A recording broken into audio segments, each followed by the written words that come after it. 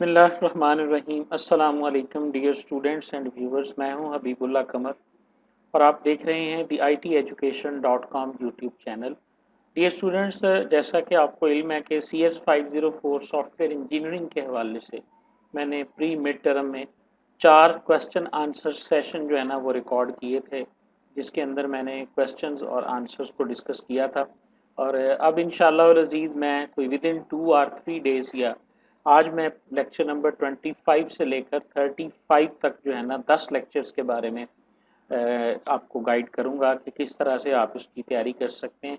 इसमें जो major portion है वो प्रोग्रामिंग प्रैक्टिसेस के साथ है। अगर आपकी कोडिंग स्किल्स थोड़ी सी भी बेहतर हैं, आप जानते हैं कि कोड कैसे लिखा जाता है, लिखना आपको कोई प्रोग्राम आता है या नहीं आता, लेकिन कोडिंग के हवाले से इस लेक्चर्स के अंदर जो है ना वो काफ़ी ज़्यादा 28 से लेकर 35 तक 7 लेक्चर ऐसे हैं जो कोडिंग कन्वेंशंस के हवाले से हैं कि हम गुड प्रोग्रामिंग कैसे लिख सकते हैं। 25 से लेकर 28 तक जो लेक्चर्स हैं इनमें आर्किटेक्चरल डिज़ाइन और डिज़ाइन पैटर्न के ऊपर जो है ना वो बात होगी। तो इंशाल्लाह हम इसको कंटिन्यू करेंगे जी। तो स्टार्ट करते हैं जी सबसे पहले लेक्चर नंबर 25 से जी। ओके जी, ठीक है। तो हम जो है ना वो लेक्चर नंबर 25 से ना थोड़ा सा मैं आपको स्टार्ट करवाता हूँ जी। इसमें पहली चीज़ जो है ना वो ज़ीरो इंस्टॉल है। ये आर्किटेक्चर का जो हमारा टॉपिक था ना पिछला, उससे कुछ मिलती जुलती चीज़ें हैं, जिसमें हमने बात की थी कि थिक क्लाइंट क्या होता है, थिन क्लाइंट क्या होता है और फैट क्लाइंट क्या होता है, ठीक है ना। ज़ीरो इंस्टॉल से मुराद क्या है, लेक्चर नंबर 25 यहाँ से शुरू होता है। ज़ीरो इंस्टॉल आर्किटेक्चर वो आर्किटेक्चर होता है जिसमें आप ना कोई भी इंस्टॉलेशन नहीं करते क्लाइंट साइड के ऊपर ना। आपका जो क्लाइंट होता है वो इतना थिन होता है कि उसके अंदर कोई भी प्रोसेसिंग जो है ना वो क्लाइंट साइड पे नहीं होती, ठीक है। और ये फैसला हम करते हैं, ज़ाहिर है अगर हम क्लाइंट के ऊपर अपने जो है ना वो सॉफ्टवेयर के पार्ट को इंस्टॉल करेंगे तो ज़ाहिर है हमें उसकी मेंटेनेंस भी करनी पड़ेगी। उस मेंटेनेंस से बचने के लिए जो है ना वो हम इसे ज़ीरो इंस्टॉल के आर्किटेक्चर को ना हम यूज़ करते हैं, ठीक है। जब आप ज़ीरो इंस्टॉल आर्किटेक्चर को यूज़ करेंगे तो उस वक्त ज़ाहिर है आपके पास किसी किस्म का कोई भी ओवरहेड नहीं होगा आपके क्लाइंट के ऊपर। क्लाइंट सिर्फ जो है ना वो एक नेटवर्किंग इन्वायरमेंट में क्लाइंट को सर्वर के साथ जो है ना वो कनेक्ट कर देगा। तो थिन क्लाइंट आर्किटेक्चर से ये डिफरेंट कैसे है फिर, ठीक है ना। थिन क्लाइंट में भी तो यही होता है। तो ज़ीरो इंस्टॉल और थिन क्लाइंट में फ़र्क ये होता है कि थिन क्लाइंट में सर्वर और क्लाइंट होता है, लेकिन ज़ीरो इंस्टॉल में हम जो सर्वर की प्रोसेसिंग लोड होता है ना उसको शेयर कर देते हैं अमंग मल्टीपल सर्वर्स, ठीक है। यानी एक से ज़्यादा सर्वर्स हम बना सकते हैं। इसकी मिसाल कोई भी बड़ी वेबसाइट है, अब यूट्यूब एक सर्वर पे तो नहीं चल रही ना, एक से ज़्यादा सर्वर्स पे चल रही है, ठीक है। तो ये एग्जैक्ट जो है ना वो हमारे पास ज़ीरो इंस्टॉल का है कि हम ब्राउज़र खोलते हैं और ब्राउज़र के अंदर हमें सिर्फ व्यू नज़र आ रहा होता है, कोई चीज़ वहाँ पर जो है ना वो अप्लाई नहीं होती, ठीक है। उसके बाद आ जाता है एन टायर आर्किटेक्चर। देखा है ना आपने 25 के अंदर एन टायर आर्किटेक्चर, ठीक है। एन टायर आर्किटेक्चर से मुराद है जब हमने आर्किटेक्चर की बात शुरू की थी ना, तो हमने ये कहा था कि जो आर्किटेक्चर होता है ना ये हमारे पास फ्रंट एंड और बैक एंड दो बड़ी डिवीजन हमने की। लेकिन एन टायर से मुराद है कि आपके पास कितनी ही लेयर्स हो सकती हैं। मसलन जिसकी एक मिसाल 3 टायर आर्किटेक्चर है। एन टायर की जो पहली एग्जांपल है ना वो 3 टायर है। 3 टायर के अंदर आप देखें आपके पास ये डायग्राम भी बनी हुई है, जिसके अंदर एक टायर वो है जिसके अंदर आपके क्लाइंट्स हैं, फिर दरमियान में वेब सर्वर है और पीछे आपके डेटाबेस सर्वर है। तो आप अगर गौर से देखें तो ये 3 लेयर्स हमारे पास बन गई हैं। डेटाबेस सर्वर अलहदा से है, वेब सर्वर जो कनेक्ट कर रहा है, और क्लाइंट्स के ऊपर आपकी एप्लीकेशन भी हो सकती है। ये क्लाइंट आपके थिन हैं, थिक हैं या फैट हैं, इससे कोई कंसर्न नहीं है। लेकिन ये जो इम्प्लीमेंटेशन और ये जो आर्किटेक्चर है ना, ये 3 लेयर के अंदर जो है ना वो इम्प्लीमेंटेशन कर रहा है। तो एन टायर और 3 टायर, अगर ये आर्किटेक्चर 3 से ज़्यादा पर भी मुश्तमिल हो सकता है जो एन टायर होता है, ठीक है ना। तो इसमें बेसिकली आपने एक से ज़्यादा लेयर्स के अंदर अपनी एप्लीकेशन को डिवाइड करना होता है, ठीक है जी। एन टायर जनरलाइज करता है कॉन्सेप्ट ऑफ 3 टायर को, और इसमें 3 से ज़्यादा लेयर्स भी जो हैं वो हो सकती हैं, ठीक है। उसके बाद आपके पास 8.12 जो है ना वो है data flow and pipes filter architecture, ठीक है।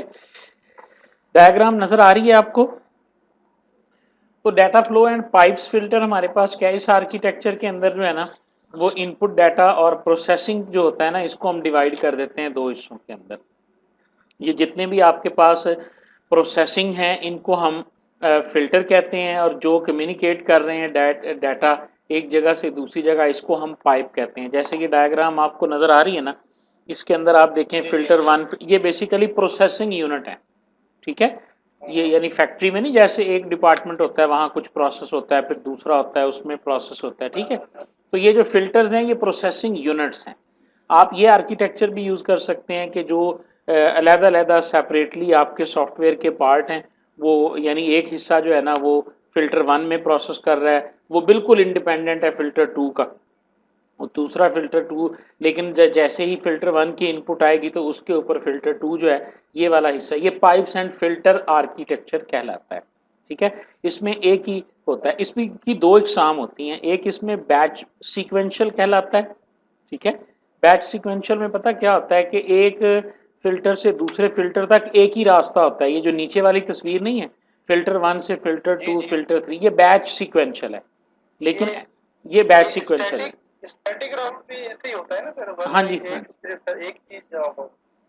और जब आपके पास पैरेलल भी हो सकता है, जैसे फिल्टर वन से filter two filter seven filter five तक पहुंचा जा सकता है, और filter one filter three filter five seven से भी, ठीक है ना।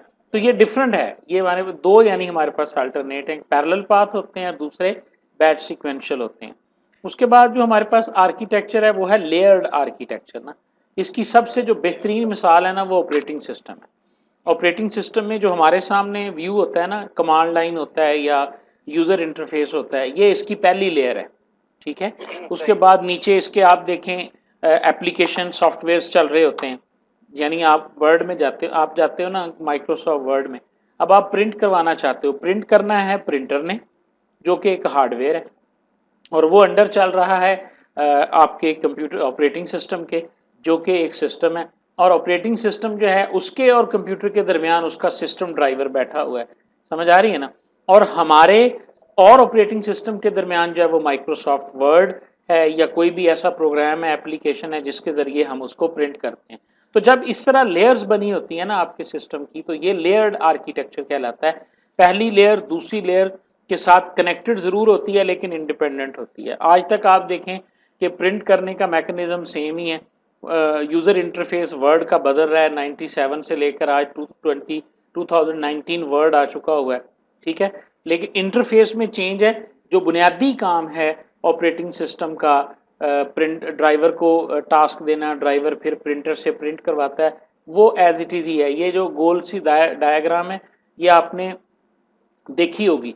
जो सबसे इनर लेयर होती है ना वो असल में कोर लेयर होती है, और जो आउटर लेयर होती है, हाँ जी, जो आउटर लेयर होती है ये आपका इंटरफेस टाइप लेयर होती है, लेकिन इनर लेयर की चेंजेस जो होती हैं वो आउटर लेयर को इफेक्ट नहीं करती। इतनी इतनी आज़ादी होनी चाहिए इनके दरमियान, ठीक है ना। अगर आप इस तरह अपने सिस्टम को डेवलप करते हैं या देखते हैं तो ये फिर आपके पास लेयर्ड आर्किटेक्चर कहलाता है, ठीक है जी। उसके बाद आखिरी है 8.13 रेफरेंस आर्किटेक्चर ना। रेफरेंस आर्किटेक्चर की जो एग्जांपल है वो आपके पास है, जब किसी वो जो OSI लेयर मॉडल नहीं जो है नेटवर्क का, ये वाली इसकी एग्जाम, इसमें होता पता क्या है कि इसमें डिफरेंट पार्टीज डेवलप कर रही होती हैं चीज़ों को ना, तो इसलिए वो आपस में एक दूसरे के साथ हेट्रोजीनियस सिस्टम्स होते हैं, कोई सिस्टम होमोजीनियस नहीं होता, उनकी डिफरेंट काइंड्स होती हैं, लेकिन उनको उन पार्टीज़ ने इस तरह बनाया होता है कि वो एक सेम आर्किटेक्चर के तहत जो है वो एक दूसरे के साथ काम कर सकती हैं। यानी आप विंडो से लिनक्स, आपका क्लाइंट पे विंडो है, सर्वर पे लिनक्स है, तो कम्युनिकेशन में कोई फ़र्क नहीं आपको पड़ेगा, ठीक है ना। वो उसकी OSI मॉडल की ऐसी स्ट्रक्चरिंग हुई हुई है या ऐसा कोड लिखा हुआ है कि वो इन चीज़ों पर गौर ही नहीं करता कि आपके सिस्टम पे क्या चल रहा है, दूसरे सिस्टम पे क्या है। वो हेट्रोजीनियस सिस्टम्स को जो है वो आपस में कनेक्ट करने की जो है ना वो सलाहियत रखता है, ठीक हो गया जी। उसके बाद है partitioning the architecture. Some time हम जो हमारा आर्किटेक्चर होता है ना हम उसको पार्टीशन कर लेते हैं। दो तरह की पार्टीशन आमतौर पे होती है, हॉरिजेंटल पार्टीशन है या वर्टिकल पार्टीशन है। तो हॉरिजेंटल के अंदर आप देखें डायग्राम आपको दिखा रही है कि हम अपने पार्टीशन 1 2 3 जो भी हमारे पास एक सिस्टम होता है या उसकी डायग्राम होती है या आर्किटेक्चर होता है, हम उसको सेपरेट फंक्शंस की बुनियाद पे डिवाइड कर लेते हैं। ठीक है, यानी आप देखें अगर पार्टीशन 1 में तो 3 क्लाइंट एक सर्वर नज़र आ रहा है, पार्टीशन 2 में देखें तो आपको 2 क्लाइंट सर्वर नज़र आ रहे हैं, पार्टीशन 3 में भी आपको 2 क्लाइंट सर्वर नज़र आ रहे हैं, और फिर ये तीनों सर्वर्स जो हैं वो ऊपर जाके सेव हो रहे हैं। तो ये इंडिपेंडेंट यूनिट्स बना लेते हैं, लेकिन हॉरिजेंटली जो है वो इनको डिफाइन किया जाता है। जो फ़ायदे हैं पार्टीशनिंग आर्किटेक्चर के वो यही होता है कि जी ईजी टू मेंटेन हो जाता है, ईजी टू टेस्ट हो जाता है, और इसको ईजी टू एक्सटेंड करना, यानी चीज़ों को एक्सटेंड करना भी सिस्टम को आसान हो जाता है, उसकी मेंटेनेंस भी अच्छी हो जाती है, और उसकी टेस्टिंग जो है वो भी बेहतर हो जाती है। हॉरिजेंटल के बाद जो हमारे पास आते हैं वो आते हैं वर्टिकल्स ना। वर्टिकल में देखें जी, आप जैसे अभी हम ऊपर पढ़ के आए हैं, आप अगर हॉरिजेंटल की बजाय आपने इस तरह लेयर बना ली कि जो क्लाइंट्स हैं उनको अलहदा कर लिया, जो कोई कम्युनिकेशन या ट्रांजैक्शन टाइप सर्वर्स हैं उनको आपने अलहदा कर लिया, ठीक है, और उसके बाद आपने जो आपके मेन या सेंट्रल सर्वर हैं उनको आपने अलहदा से कर लिया। तो इस तरह ये जो आपके पास होगी ये हॉरिजेंटल जो है ना, ये आपकी वर्टिकली जो है ना, ये आपकी जो है ना वो हो जाएगी जी। एक आर्किटेक्चर को एनालाइज हम क्यों करते हैं, जिस तरह सॉफ्टवेयर डेवलपमेंट लाइफ साइकिल के अंदर एक फेज आता है ना कि आपने कौन सा मेथड यूज़ करना है, आपने वाटरफॉल यूज़ करना है, सिलेक्शन आती है, तो इस बात की ज़रूरत क्यों पड़ती है, हम कौन सा आर्किटेक्चर यूज़ करेंगे, इतने सारे हमने पढ़ लिए हैं। ये कहलाता है एनालाइजिंग आर्किटेक्चर डिज़ाइन। तो जब भी आप किसी आर्किटेक्चर का एनालिसिस करेंगे तो उसका मतलब यही होगा, आप उसके ऊपर कॉस्ट बेनिफिट एनालिसिस लगाएंगे। ठीक है, उस कॉस्ट बेनिफिट एनालिसिस के अंदर आपको मुकम्मल जो स्टेप्स हैं वो ये नीचे लिखे हुए हैं। आपके पास सिनेरियोज होने चाहिए, रिक्वायरमेंट्स होनी चाहिए, कंस्ट्रेंट्स होने चाहिए, इन्वायरमेंट होना चाहिए सारा। आपको पता होना चाहिए कौन सा स्टाइल, कौन सा पैटर्न जो है वो चूज़ करेंगे तो हमारा कौन सा सिनेरियो जो है वो उसे सपोर्ट करता है। फिर आप उन तमाम चीज़ों को एवेल्यूएट करने के बाद इस चीज़ को आइडेंटिफाई करोगे कि जहाँ पे क्वालिटी भी आपकी सफ़र ना करे और आपकी जो परफॉर्मेंस है वो भी सफ़र ना करे, तो उसकी बुनियाद के ऊपर जो है वो आप अपने आर्किटेक्चर को चूज़ करेंगे जी। अच्छा जी, डिज़ाइन पैटर्न बेसिकली क्या है, ठीक है। डेफिनेशन अगर आप देखें ना, लेक्चर नंबर 26 स्टार्ट यहाँ से होता है। Each pattern describe a problem, her pattern जो है वो एक प्रॉब्लम को डिस्क्राइब करता है जो कि अकर करती है अगेन एंड अगेन, और डिस्क्राइब करता है कोर ऑफ द सोल्यूशन को, और जो उस प्रॉब्लम का होता है, in such a way that you can use this solution millions time over. यानी पता क्या है, अगर आप कुछ चीज़ें ऐसी डेवलप कर लें अपने सॉफ्टवेयर के अंदर, या ये दुनिया में ना कोई आप पैटर्न्स के ऊपर काम हो गया हुआ है, वो कहता है कि जैसे आप देखें कोई सॉफ्टवेयर ऐसा है जिसमें लॉगिन सिस्टम नहीं होता, तकरीबन हर में ये लॉगिन सिस्टम है, ये मैं बता रहा हूँ आपको, ठीक है ना लॉगिन सिस्टम। अच्छा, इसी तरह तकरीबन तमाम सॉफ्टवेयर्स के अंदर जो है ना वो डेटाबेस में रीड करने का भी ऑप्शन होता है डेटाबेस। तो आपका जो पैटर्न है ना, ये वो आप कह लें कि रिपीटिंग सिनेरियोज हैं जो आपके हर सॉफ्टवेयर में बार बार आपके सामने आते हैं। ठीक है, तो रिसर्चर्स ने क्या किया है कि आइडेंटिफाई किए हैं कुछ रिपीटिंग पैटर्न्स और सिनेरियोज जिनको उन्होंने प्रॉब्लम्स का नाम दिया है, जो हर प्रोग्राम में बार बार आते हैं। तो वो ये कहते हैं कि इन पैटर्न्स को अगर प्रॉपरली डिफाइन कर दिया जाए, और डिफाइन कर दिया लोगों ने, सॉफ्टवेयर इंजीनियरिंग के लोगों ने 30+ पैटर्न्स जो हैं वो ऐसे बना दिए हैं, जिसका अगर सॉफ्टवेयर को पता चल जाए, डिज़ाइनर को अगर उनको सीख ले, तो वही पैटर्न्स हैं जो हर दफ़ा उसको इस्तेमाल करने पड़ेंगे। चाहे वो बैंकिंग की एप्लीकेशन बना रहा होगा, एजुकेशन की एप्लीकेशन बना रहा होगा, कोई साइंटिफिक एप्लीकेशन बना रहा होगा, या जिस किस्म की भी एप्लीकेशन पे वो काम करेगा ना, वही प्रॉब्लम्स उसको आएंगे, सिर्फ सिनेरियो चेंज होगा, नेचर ऑफ द प्रॉब्लम और सोल्यूशन जो है ना वो आपका सेम रहेगा। डिज़ाइन पैटर्न पे ये जिस बंदे ने सबसे पहले काम किया ना वो क्रिस्टोफर अलेक्जेंडर है। ये सिविल आर्किटेक्चर था, ये बिल्डिंग्स के ऊपर काम करता था। ठीक है, तो इसने कहा जिस तरह हम जो मर्जी बिल्डिंग बना लें, उसमें कुछ चीज़ें ऐसी हैं, कुछ ऐसे पैटर्न हैं, कुछ ऐसे प्रॉब्लम है जो हर बिल्डिंग में होने ही होने हैं। ठीक है ना, तो वो उसने आइडेंटिफाई करके उनको और उनको लिस्ट लिख दिया अच्छे तरीके से। और तमाम सिविल इंजीनियर्स को वो कह रहा है कि जी आप ये पैटर्न्स जो है ना इनको समझ लो, क्योंकि आपके आने वाले हर इंजीनियरिंग प्रोडक्ट के अंदर इन्हीं पैटर्न्स में से पैटर्न रिपीट होते रहेंगे। ठीक है। अगर हम इसको बात करें कंप्यूटर साइंस के ऊपर, तो कंप्यूटर साइंस में भी ऐसे ही है। हमारे पास जो ऑब्जेक्ट ओरिएंटेड प्रोग्रामिंग आई थी, जो क्लासेस का कॉन्सेप्ट है, जो ऑब्जेक्ट्स का कॉन्सेप्ट है, जो स्टैंडर्ड लाइब्रेरीज का कॉन्सेप्ट है, वो क्या है कि हमने वो सारे फंक्शन, वो सारी क्लासेस पहले से बना के रख ली और बार बार हम उनको इस्तेमाल कर रहे हैं।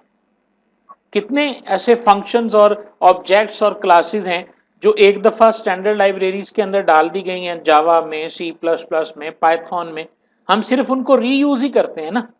तो यानी वो वाला जो डिज़ाइन पैटर्न आर्किटेक्चरल डिज़ाइन के अंदर किसी क्रिस्टोफर अलेक्जेंडर ने जो इंट्रोड्यूस करवाए थे, वो एग्जैक्टली मैच करते हैं सॉफ्टवेयर इंजीनियरिंग डोमेन के अंदर भी। इसीलिए सॉफ्टवेयर इंजीनियर्स ने भी फिर कुछ पैटर्न जो है ना उनको डिफाइन किया है और उनको बनाया है बाकायदा। तो एक जो डिज़ाइन पैटर्न होता है ये मोटिवेशन के ऊपर, इसमें जो चीज़ें होती हैं ना वो बेसिकली ये, अगर आप देखें तो लेक्चर नंबर 26 के पहले पेज पे लिखी हुई हैं। इसमें मोटिवेशन होती है, कॉन्टेक्स्ट लिखा होता है, प्री रेक्विजिट होती हैं, डिस्क्रिप्शन ऑफ प्रॉब्लम होती है, पार्टिसिपेंट कौन कौन से हैं, और उसके बाद इस डिज़ाइन पैटर्न के पॉजिटिव कॉन्सिक्वेंसेज और नेगेटिव कॉन्सिक्वेंसेज प्लस कोई एग्जाम्पल जो है ना वो दी जाती है। तो एक कंप्लीट डिज़ाइन पैटर्न जो है ना ये डिफाइन हो जाता है इन चीज़ों की मदद से। अच्छा, मैं इसको बता रहा था ना कि आप किस तरह से डिज़ाइन पैटर्न को लिख सकते हैं, ठीक है ना। तो ये पहला पहला मेथड है GOF के नाम से ना। अब GOF किस लिए स्टैंड करता है ये इस वक्त तो मेरे जहन में नहीं है, आप इसको देख लीजिएगा। ठीक है। GOF डिज़ाइन पैटर्न, इसमें आप जो ये बिल्कुल ऐसे ही है जैसे आपको कहा जाए ना कि आप एक जो है ना वो फाइनल प्रोजेक्ट की डॉक्यूमेंट बनाएं।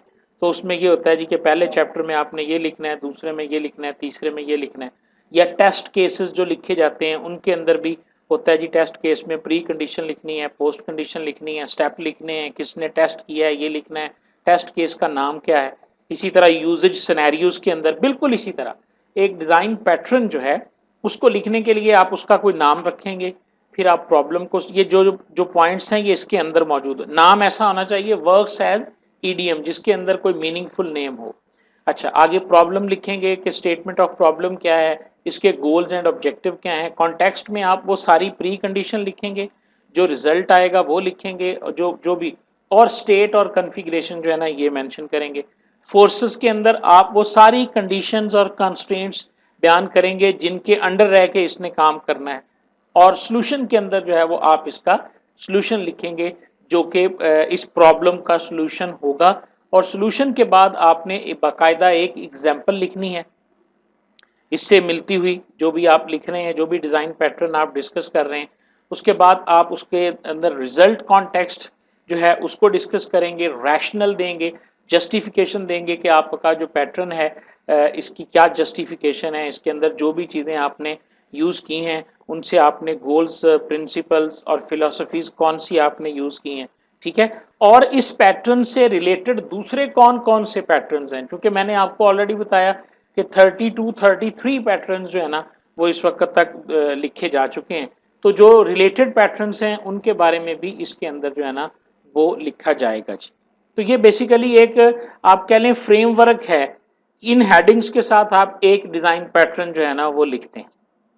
अच्छा, इसकी ऑब्जर्वर पैटर्न से पहले ना इसकी टाइप्स आपको याद होनी चाहिए जी। ये मैं बार बार बता रहा हूँ जी कि डिज़ाइन पैटर्न्स की टाइप क्या हैं। क्रिएशनल पैटर्न्स हैं, स्ट्रक्चरल पैटर्न्स हैं, बिहेवियरल पैटर्न्स हैं, और उसके बाद ये 3 किस्म की इनकी टाइप्स हैं। और इन 3 के अंदर ये जितने लिखे, ये पैटर्न्स के लिए लफ्ज़ यूज़ किया हुआ है ना उसने। आपसे सवाल पेपर में आ सकता है पैटर्न, स्ट्रक्चर पैटर्न्स कौन कौन से होते हैं, तो ये पांचों आपको याद होने चाहिए। ठीक है। अब आप इन, ये जरा नाम तो पढ़े जरा। जी जी, स्पेलिंग ही अजीब। बहरहाल आपको ये जो इसकी क्रिएशनल पैटर्न्स हैं इनके नाम याद होने चाहिए। ठीक है, कि क्लास को कैसे क्रिएट किया जाता है, ये रूल जो है ना ये क्रिएशनल में आता है। ठीक है। ऑब्जेक्ट को कैसे क्रिएट किया जाता है, यानी स्टैंडर्ड रूल क्या है ऑब्जेक्ट को क्रिएट करने का। क्या हम क्लास का नाम ऑब्जेक्ट इक्वल टू न्यू आगे क्लास का नाम, यानी एक न्यू ऑपरेटर से हम जो है ना वो ऑब्जेक्ट क्रिएट कर, कितने तरीके होते हैं ना ऑब्जेक्ट को क्रिएट करने के। एक तो सिंपल है कि आप क्लास लिख के आगे ऑब्जेक्ट का नाम लिख दें और उसके बाद जब आपने इस्तेमाल करना है ऑब्जेक्ट ने क्रिएट हो जाना है। एक ये है कि नहीं, जब भी आप ऑब्जेक्ट को क्रिएट करें आप न्यू ऑपरेटर के साथ उसको क्रिएट करें। तो ये सारे रूल्स हैं, ये पैटर्न्स हैं। क्लास भी आपने क्रिएट करनी है, ऑब्जेक्ट भी क्रिएट करना है, तो ये सारे पैटर्न्स जो हैं। इसी तरह स्ट्रक्चरल पैटर्न्स जो हैं जिसमें एग्रीगेशन का ताल्लुक आ जाता है कि क्लासेस किस तरह एग्रीगेट, इसी तरह भी ये सारी जितने ये पॉइंट्स लिखे हुए हैं ना, यही वो सारे डिज़ाइन पैटर्न्स हैं जो इस वक्त तक सॉफ्टवेयर इंजीनियरिंग के अंदर बनाए जा चुके हैं। और जो जिनको कहते हैं सॉफ्टवेयर इंजीनियरिंग लिटरेचर वाले यही कहते हैं कि एक डिज़ाइनर को इन तमाम डिज़ाइन पैटर्न्स का पता होना चाहिए। कोई भी प्रोग्राम ऐसा नहीं है जो इनके बगैर बनता। ठीक है सर सिंगलटन पैटर्न। हाँ जी। उसके बाद इसके अंदर आ जाता है ये ऑब्जर्वर पैटर्न वाला। ये एक एग्जाम्पल उसने करके आपको दिखाई है, केस स्टडी है ये। ऊपर उसने लिखने का तरीका बताया था, यहाँ उसने एक जो है ना वो क्रिएट करके आपको दिखाया है कि आपने इसको किस तरह से लिखना है जी। ठीक है। उसके बाद सिंगल, यानी ये भी एक किस्म की टाइप है इनकी ना, सिंगल्टन पैटर्न होते हैं। इसका it ensure that class only has one instance and provide a global point of access. ठीक है, यानी ऐसा इसके अंदर एक ही ऑब्जेक्ट होता है, क्लास का एक से ज़्यादा ऑब्जेक्ट इसके अंदर मौजूद नहीं होते। सिंगल्टन पैटर्न कहाँ पे इस्तेमाल होते हैं? Should be used when there must be one instance of class and it must accessible to clients well known. यानी अगर आपके पास कोई ऐसा ऐसा सिनेरियो है जिसके अंदर आपने एक ही ऑब्जेक्ट क्रिएट करना है क्लास का, तो उस वक्त आप सिंगल्टन पैटर्न को जो है ना वो यूज़ कर सकते हैं। ठीक है, ये सिंगल्टन पैटर्न है जी। Only one instance of class जी, एक ही सोल इंस्टेंस होगा उस क्लास का। में आप देखें यही करके दिखाया, क्लास सिंगल्टन है, पब्लिक है, और उसके बाद उसने सिंगल्टन की ये पूरी एक क्लास लिखी है उसने सिंगल्टन से की। उसके बाद उसने जो है ना वो उसका एक ही इंस्टेंस क्रिएट किया है सिंगल्टन का, इंस्टेंस इज इक्वल टू 0, ताकि एक से ज़्यादा जो है। अब देखो ना, हम कैसे रिस्ट्रिक्ट कर सकते हैं किसी को कि एक ही ऑब्जेक्ट क्रिएट हो, एक से ज़्यादा हो ही ना। तो इसका मतलब क्या है कि आप क्लास ही ऐसी बनाएं कि जिसका एक इंस्टेंस के अलावा नया बन ही ना सके। ठीक है ना, ये रूल है।